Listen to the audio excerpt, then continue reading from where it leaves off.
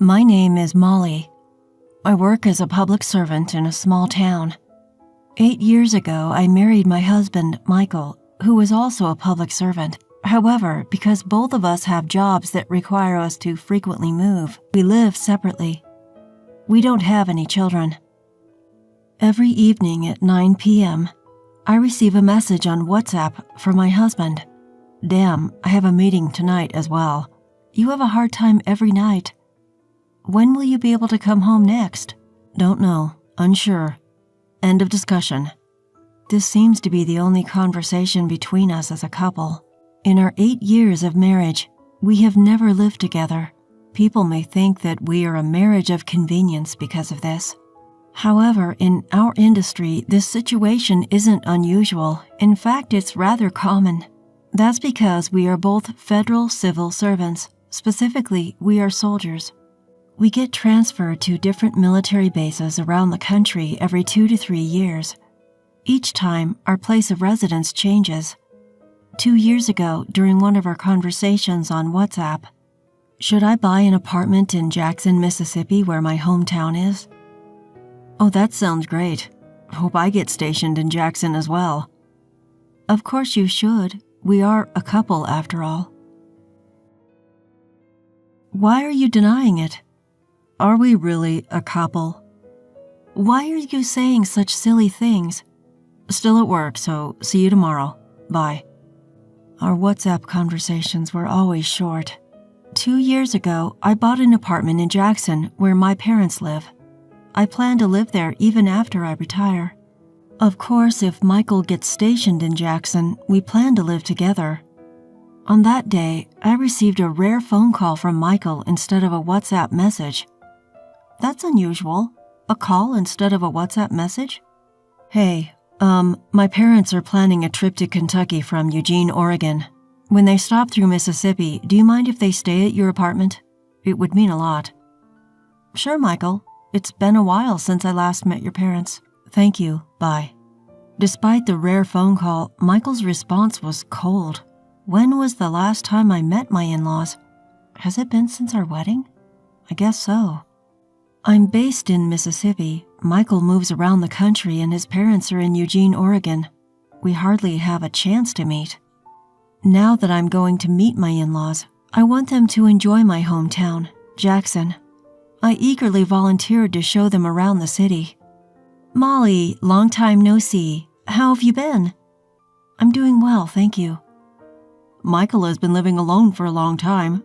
Sorry for not being able to meet up. Oh, don't worry. We're both kind of like air to each other. Yes, that's what we were to each other, Michael and I. Like air, for better or worse.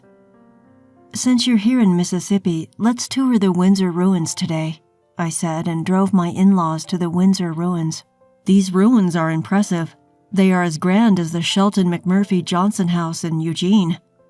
My father-in-law was comparing and expressing admiration for the Windsor ruins and the Shelton McMurphy Johnson house in their hometown, Eugene. In fact, there was some damage during an earthquake 6 years ago. Parts that couldn't be repaired were demolished. That's a shame. Next, let's go to the petrified forest. Thus, I spent the whole day taking my in-laws around the attractions of Mississippi.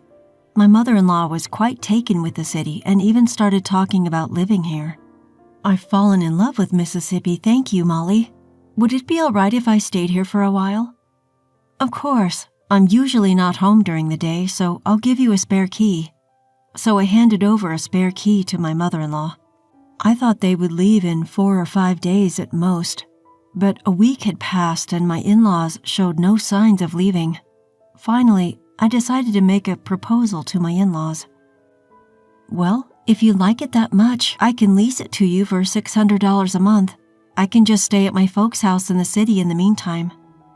Upon hearing that, my father-in-law suddenly flared up in anger. What on earth are you thinking? Asking family for money to lease. You should let us use it for free. Oh dear, calm down, honey. Thanks to my mother-in-law stepping in, the situation was somehow calmed down, but I didn't feel great about it. How about this then? You can just cover the cost of utilities you use, electricity, water, and gas. Then one day in the second week, I was at work when suddenly my cell phone rang. What could this be about at this time? Hello? This is Brian, the Front Hills property manager. We got a call from the folks downstairs saying there's a water leak from your apartment and it's causing a stain on their ceiling. Can you come over right away? We can't go in without your permission. Even though I was told to come right away, I couldn't just slip out on my own while I was at work. Eventually, I took advantage of my lunch break to return to the apartment. Upon entering the room with the property manager, "Oh, Molly, what brings you here at this time? What about work?" "Ma'am, the folks downstairs are saying there might be a water leak from our place." "A water leak? Well, I have no idea what you're talking about." Whether unaware or deliberately unaware, I pushed past my mother-in-law and headed for the washing machine. The hose was disconnected and the washer was spinning and draining for the umpteenth time.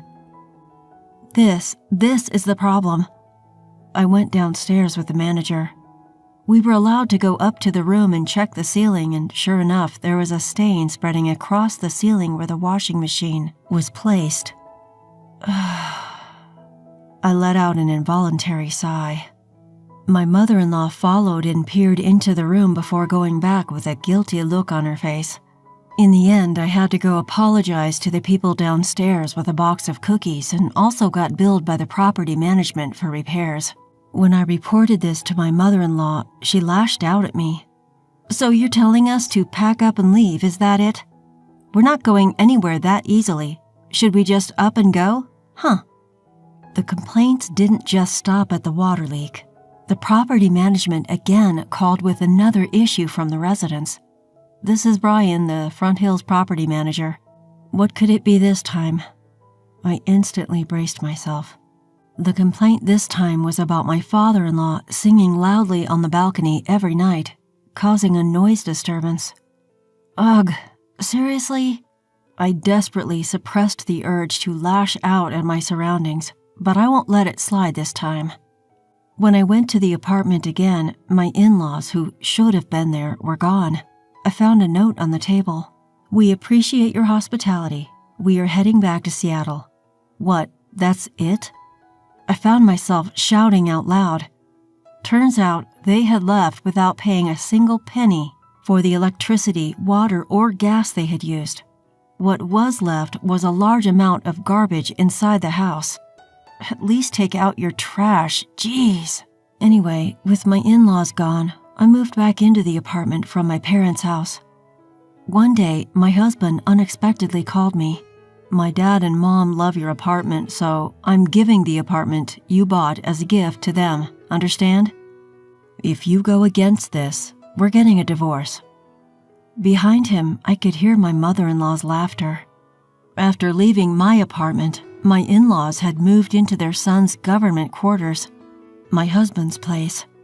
Then, instead of confronting me directly, they manipulated my husband into demanding that I surrender the apartment. How did it come to this? Now I'm being forced to make a choice. Should I give up the apartment I finally got my hands on, or should I get a divorce? It's a binary choice. I thought hard, groaning. All right, I made up my mind. 2 days later, my husband didn't text me through our usual WhatsApp, but instead called. "You'll pay for this." The very day he forced me to choose between handing over the apartment or a divorce, I sent him the divorce papers by express mail. He was angry about my action, which was completely unexpected. Not even a week passed, and I was summoned by my boss at work. A moment, Molly? Unbelievably, it was a transfer order for me to head to Dallas. My ex-husband, who manages personnel, had pulled some strings behind the scenes to harass me since I adamantly refused to let go of my apartment. Damn it, I won't forget this. But what about my apartment? Should I give in and rent it to my ex's parents? Right, this is exactly the time. I paid a visit to the legal affairs person at my workplace. You have no relation whatsoever with your ex-husband now, so naturally you're unrelated to his parents too. I think you should rent this out as a landlord. That's what I thought. I immediately called my in-laws, who had gone back to Portland, and told them that I was ready to rent my apartment out when I'm transferred. To my surprise, they readily agreed. Well, it wasn't harassment, they just really liked my apartment. On this occasion, I proposed a condition of $700 per month, including the utility bills and repair costs from their last stay, which they accepted without a fuss. While working in Dallas, I was also studying for the internal selection examination. Only a select few could reach the top level among senior military officers. The biggest hurdle to reach that top level was an examination to enter a course called the Command Staff Course, which trains unit commanders. Those who pass the examination and complete over a year of training are assigned to units all around the country as unit commanders. It wasn't so much about wanting to be important or wanting to be in charge of others. I was full of the desire to get a higher rank and position than my ex-husband and to show him up. And believe it or not, I overcame this super tough hurdle and was given permission to enter the Command Staff course in one shot. Watch this, Michael. The real revenge starts now. Those who study in the Command Staff course are admitted to the Military Officer School. The Military Officer School is in New York, where my ex-husband resides. My ex-husband, who is in charge of personnel, must surely know that I passed the examination, but I purposefully didn't contact him, nor did he reach out to me. So after 16 months, I became a commander of a unit that is responsible for education and training of soldiers in Nebraska. Around the same time, my ex-husband was also assigned to Nebraska, where he was assigned to the Regional Cooperation Headquarters, which is a liaison between the military and local people. Thanks to the internal selection exam, my rank is now higher than my ex-husband's. That day was a training for senior officers who had newly arrived in Nebraska. Hey, why are you wearing a rank insignia that's higher than mine? As soon as my ex-husband spotted me and approached, the first thing he did was yell at me. Even the higher-ups around us were taken back, wondering what on earth was happening. I brushed it off lightly. In my heart, I thought, I'm not with a low-conscious person like you anymore. It was a fantastic, sunny Sunday. This day was the annual base open day, a rare opportunity for ordinary citizens to interact with servicemen. From children to adults, everyone cheered as they saw the tanks displayed within the base grounds. They were overwhelmed by the simulation of combat training, where soldiers descended from a helicopter that landed on the rooftop helipad, swiftly landing on the ground and readying their guns in a Spider-Man-like maneuver. Some people took photos with the soldiers in camouflage, and others were delighted to have commemorative and bear-related merchandise in their hands. As a training coordinator, I was at a booth where the ordinary citizens could experience the forward-leaning rest position with active servicemen. That's when my ex-husband showed up, bringing along some people from the Parents Association. The emotions I had been holding back against my ex-husband and former in-laws, my desire for revenge, flared up as if this was the perfect moment. Now is the ultimate chance for revenge.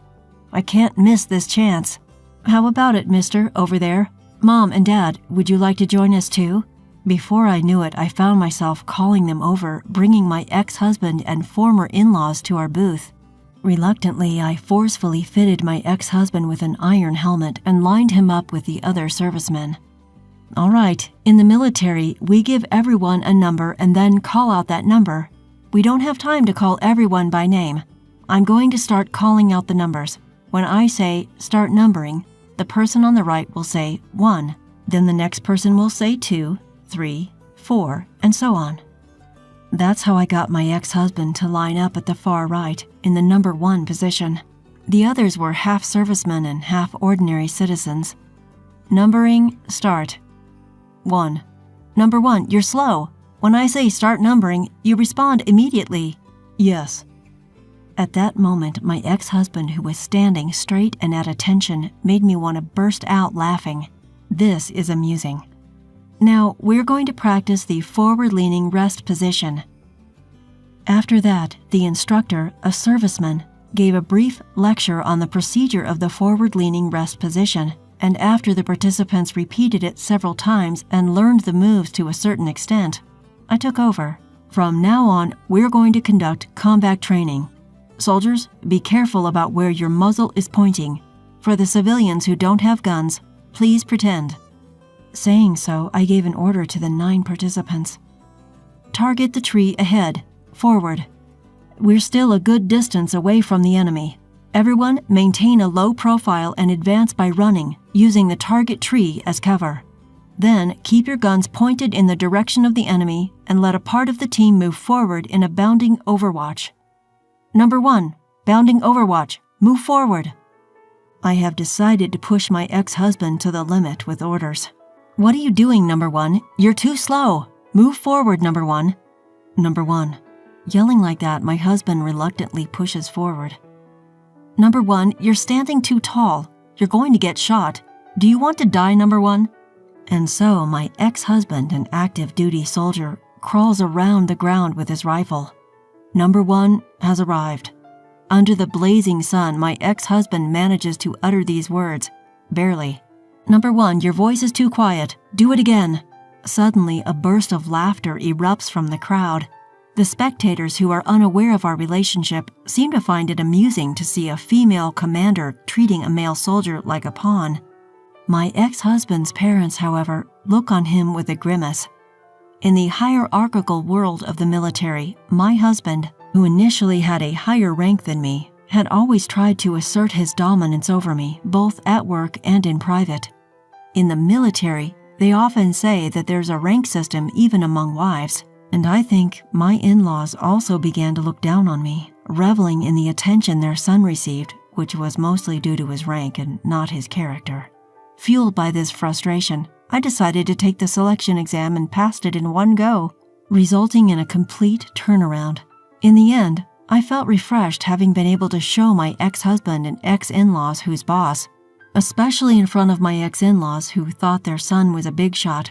The way I berated my ex-husband seemed to have a huge impact. A few days later, I got a call from my ex-in-laws saying they wanted to move out of their apartment. Meanwhile, I, who had been commuting from my parents' home, could finally start commuting from my own apartment. Ironically, I still bump into my ex-husband here and there, and seeing his grimacing face each time has become a secret pleasure of mine.